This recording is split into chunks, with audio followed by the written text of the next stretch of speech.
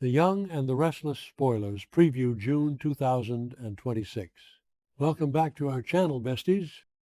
Today is a beautiful, chaotic day, and we are absolutely vibrating with the most insane Genoa City updates you will ever hear.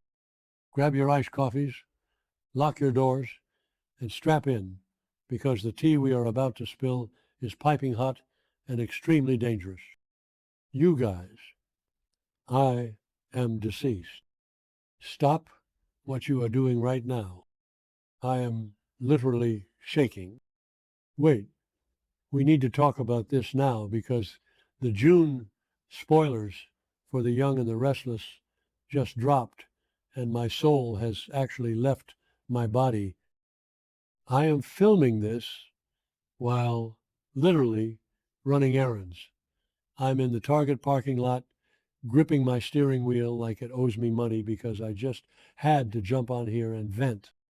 We are not just watching this show anymore, we are invested, and I am personally, deeply, straight up offended by what is about to go down in GC. I am literally hyperventilating right now.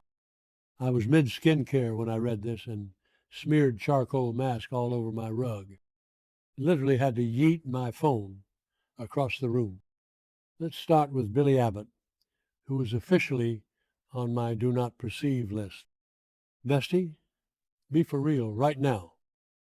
After everything Sally Spectra has been through, the horrific car crash, the devastating miscarriage, the absolute emotional wreckage of losing another baby, Billy promised her he was done obsessing over Chancellor. He genuinely promised. He looked her in the eyes and said he was putting her first. And what does he do? He literally breaks his promise the second he sniffs a new opportunity to take over the company. I am screaming into the void. Sally thought he was finally going to be a stable partner, but no. Billy is basically reverting to his most toxic, chaotic self. He gets some massive news that gives him a shot at the Chancellor throne, and suddenly he is ready to go to war with Lily Winters and Kane Ashby.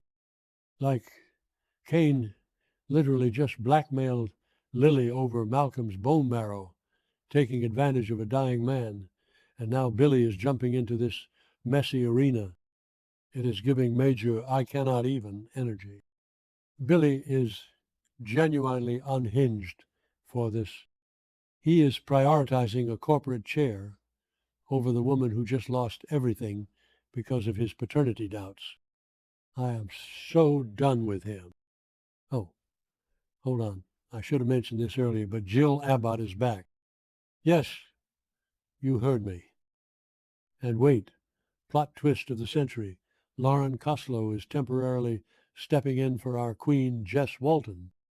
I am totally living for this recast energy.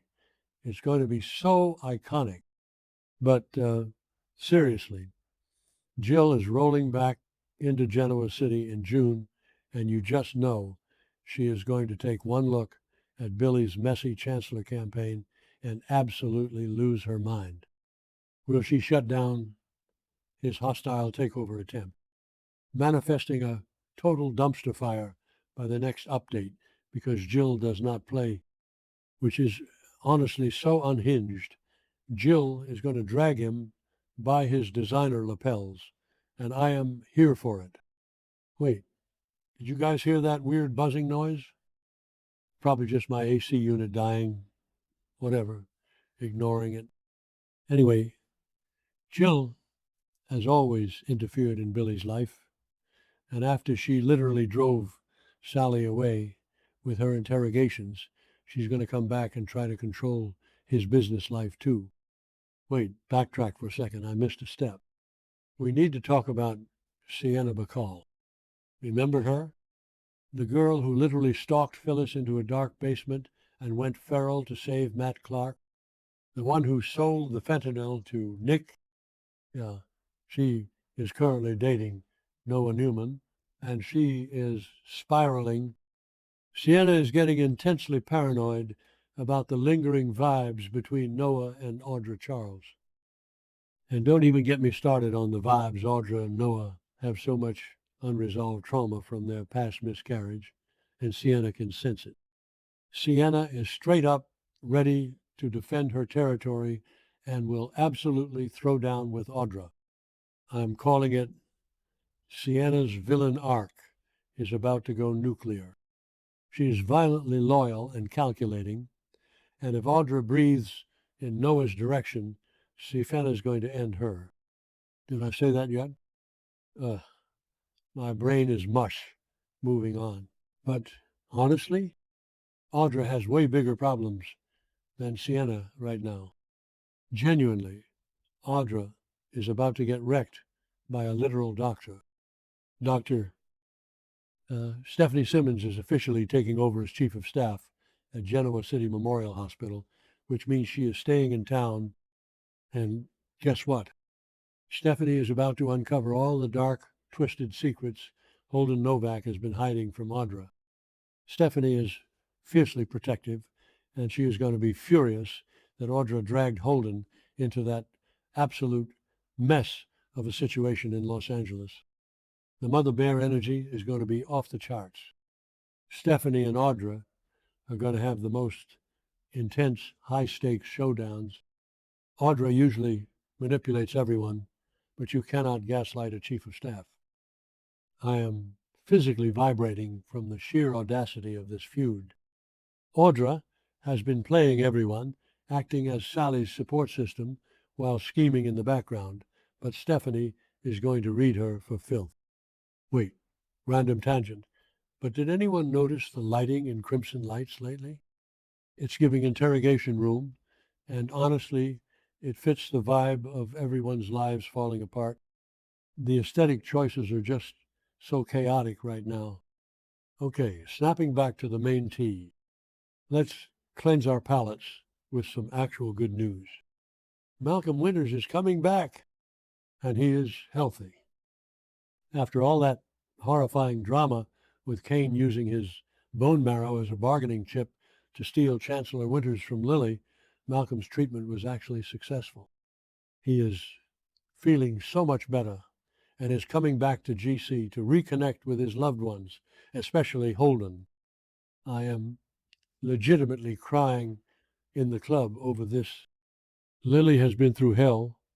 Devon is a rigid mess right now with the whole Mariah situation, and Malcolm returning is the wholesome content my broken soul desperately needs right now. We love a surviving king. But of course, the peace lasts for exactly 0 seconds because Patty Williams is on the loose. You guys, I cannot stress this enough. Patty has not changed. She is still the same unhinged, chaotic menace who poisoned Summer years ago.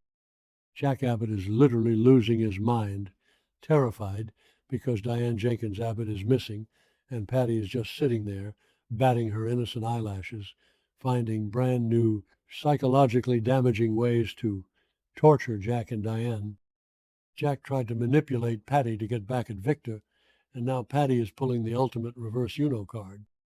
She is terrorizing them, and the fact that Jack thought he could out-crazy Patty Williams is the funniest, most tragic thing ever. Send help. My soul has actually left my body watching Jack panic. He is sweating through his suits, while Patty is basically playing 4D chess with his sanity. Let's really dissect this tea with absolute cinematic mayhem. Patty is basically a horror movie villain wrapped in a sweet, misunderstood persona, and she is going to burn the Abbott mansion down emotionally. And speaking of crazy, bestie, sit down for this one. Matt Clark is getting a redemption arc. I am screaming into my steering wheel. Matt Clark, a man who literally just locks Nick and Adam in a room, faked amnesia, held Sharon hostage, and poisoned Nick with fentanyl. He is supposedly going on an interesting journey of redemption. Like what? The audacity of this man to try and fix his past behavior and prove he's changed after torturing the entire Newman family. I genuinely want to know what the writers are smoking, because this is a cinematic masterpiece of mayhem. Nick Newman is going to lose his actual mind. Nick has been trying to cure Matt's amnesia just so he can punch him guilt-free, and now Matt is going to try to be a good guy. It's giving major psychological warfare. I am manifesting a total dumpster fire when Matt tries to apologize. Can you imagine Matt Clark handing out, "I'm sorry I ruined your life," cupcakes?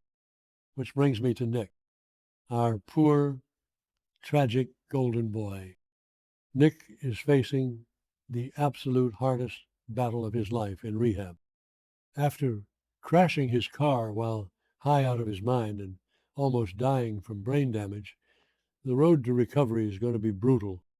He is facing massive obstacles, and he's going to have to lean heavily on the people who love him, Sharon, Victoria, everyone. I am so unwell thinking about Nick struggling like this. The emotional damage this storyline is inflicting on me is astronomical. He's literally fighting his inner demons while the man who drugged him is walking around trying to be a saint. Make it make sense. And if that wasn't enough Newman trauma, Nicky Newman is about to receive a horrifying medical diagnosis, a terrible, life-altering diagnosis. I am clutching my chest. Victor has been aggressively gaslighting her lately, demanding she praise his ruthless business choices over Phyllis, but this diagnosis is going to hit Victor like a freight train. It's going to strip away all his arrogant, manipulative posturing and force him to realize he could lose the love of his life. This tragedy is going to be the catalyst that brings Victor and Nikki back together, completely shifting their dynamic. I am already stocking up on tissues because this is going to destroy me. Victor's going to have to grovel, and honestly, it's about time. Finally, we have to talk about Adam, Chelsea, and Sally. My Chatham heart is barely beating. Adam's relationship with Chelsea is facing massive new challenges, and it's all because of Adam's obsession with Sally's baby situation and his endless, exhausting rivalry with Billy. Chelsea literally flew to Vegas, caught Adam kissing Riza, and now Adam is still obsessing over Sally's tragic loss of the baby and fighting with Billy. Chelsea is basically realizing that Adam is never going to fully let go of his past or his toxic patterns. I am so done with Adam right now. They are officially on my do not perceive list. Chelsea has been through enough. She gave Adam another chance. She went all the way to Vegas. And for what? So Adam can obsess over Billy and Sally's trauma?